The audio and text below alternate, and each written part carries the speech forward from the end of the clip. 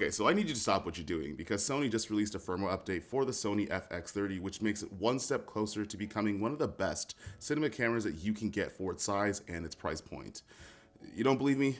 Well, we'll get there. So Sony finally listened to a lot of its consumers and they released a firmware update for the Sony FX30 and the Sony FX3, which is version 2.0 and 2.3 for the Sony FX3. All you have to do is to go on to Sony's website, go to the firmware update for the Sony FX30. I'll leave the link in the description down below. You want to take the file that you download and put it on your SD card. Once you plug that into your camera, you're going to go into the setup menu of your camera and you're going to go to version. Now, specifically for Sony FX30 users, you want to make sure you're on version 1.05. The reason why you want to do that is because to get 2.0, you have to update first. And if you don't, you're going to get an error. So if you run into problems, you probably didn't do that step first. And I actually had to do it on my camera because I'm only on version 1.0. So just keep a note of that. It's actually pretty easy and straightforward, but there's two things. One, make sure you have a fully charged battery. And two, at least for me, I like to make sure my card is formatted before this update. Now, first things first is you're going to get 4K DCI in true 24 frames a second. Now, 4K DCI is going to be a shooting mode and not necessarily a movie mode, which means it has a couple of extra features that come with it. Now, with true 24 frames a second, that might not sound like much, but up until this point, you're only able to shoot at 23.976 frames, which isn't the biggest deal in the world if you're only using one camera. However, if other cameras have true 24 frames a second, it's going to be a little bit difficult to match up, especially when you're syncing audio. Also, in this shooting mode, you're going to have a couple of shutter speeds that might work towards your advantage. You're going to have 1/48 of a second, which is actually a 180-degree shutter rule exactly to a true 24 frames a second timeline.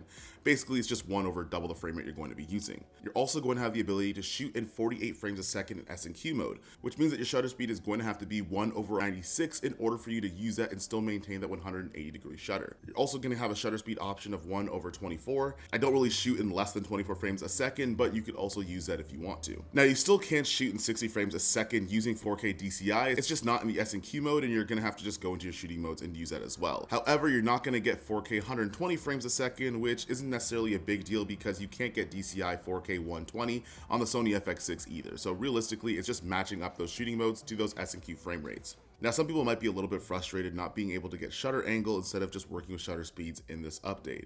However, with 1/48 of a second, 1/96, and 1/24, technically at 24 frames a second, you're getting 180-degree shutters, 90 and 360 in those three shutter speed modes. It's not perfect, but it's there, and at least it's a little bit more exact. I don't really notice a difference between 150 and 148. You might when I put these test shots on the screen, but to each their own. Now there's another update that's on this camera as well, but it does have a couple of caveats, and that's the anamorphic mode. Now, if you go into your camera, you could actually change your viewing mode into the anamorphic D-squeeze for 1.3 or 2 times anamorphic. Now, I am using the Moment anamorphic adapter on my 35mm lens on this camera. This actually does a pretty good job at de-squeezing the footage inside your camera. However, the caveat is that it doesn't actually de-squeeze it in post. You're still gonna have to do that in your DaVinci Resolve, your Final Cut, or your Premiere Pro. You also don't have the ability to use IBIS anymore, so you don't have in-body stabilization, so those micro jitters you are going to see while using anamorphic footage using the de-squeeze feature. However, that just means you might have to add a little bit more weight to your kit, which you could actually check out right over here in terms of how to do that effectively. Also, you could only shoot in log mode while using the anamorphic D-squeeze, but to be honest, I only really shoot in S-Log 3 on my FX30 anyway, so for me personally, not a really big deal.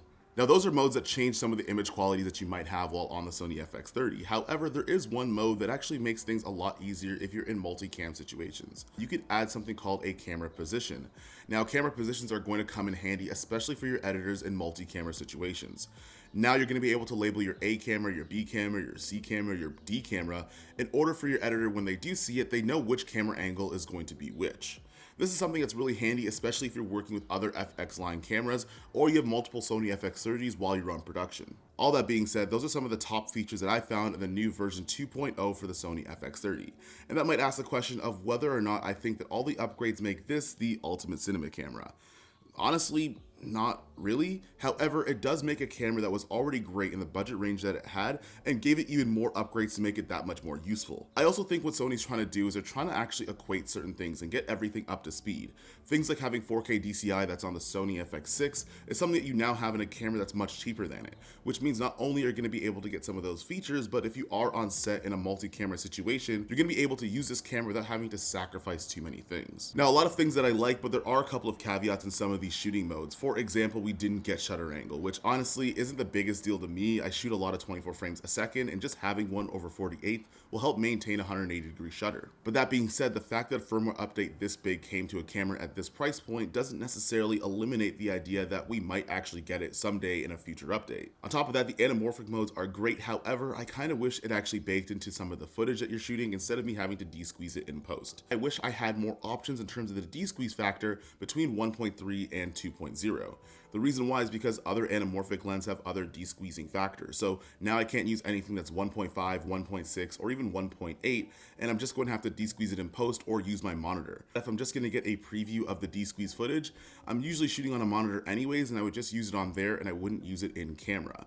But it's great if you don't have a monitor with you and you are shooting on some of the smaller anamorphic lenses. That being said, this is an overview of the version 2.0 for the Sony FX30.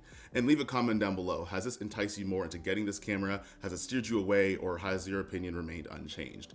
That being said, see you guys in the next one. Peace.